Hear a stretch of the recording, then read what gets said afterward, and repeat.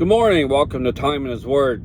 2 days ago, I'm making video, or not videos, but I'm taking pictures of the temperature and making fun about the struggles of being stuck in Florida and running the air conditioner and short sleeves, short pants, flip-flop weather. And here it is, 2 days later. It's 2 degrees outside. Feels like 2 degrees. Got long johns on and I have to unload today, so I'm fixing to be out in the weather quite a bit today. But, it's fun to in the wintertime to post pictures of being in Florida and that. But with this job, I can just as easily be in sub-zero weather a couple days later. But you learn how to dress for the weather. In other words, I got probably more clothes in here than I need, but, excuse me. But at the same time, I have to have the right kind of clothes for the climates that I'll be in, each week.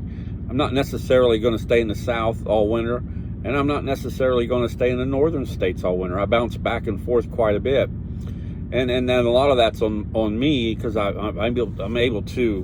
Where I work at, they when we call in, they ask what we want to do, and they find loads as close as possible to what we want to do, and that makes it easy. But I did get to run what drivers refer to across the Interstate 10 for a little bit over a week, and that was nice. Traffic was heavy, but it was nice in the middle of winter to be, down around, through Florida and Mississippi and Alabama and Louisiana and over into Texas, and just constant warm weather. That was nice, but you can't do it all the time. So that's why I said I learned how, over the years, especially with working out in North Dakota, you learn how to layer your clothes to protect you from the elements.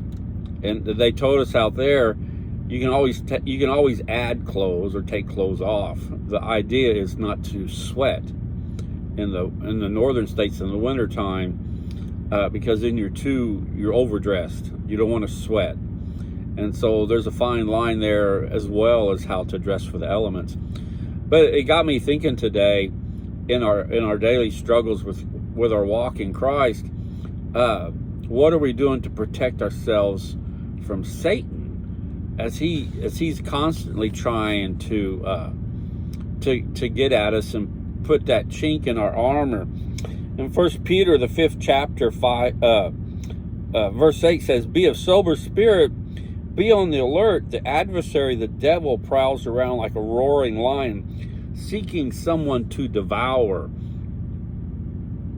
In our daily walk, what are we doing to protect ourselves from Satan? Because we know as a Christian, he's constantly trying to get at us. He don't want us to follow Christ. He wants us to follow him. And he offers nothing because he's referred to as the father of lies. So he's going to show you shiny trinkets to try and get you out of your step, out of your game with Christ. And we have to be prepared for that. And we're prepared for that by time spent in study of his word, time spent in prayer.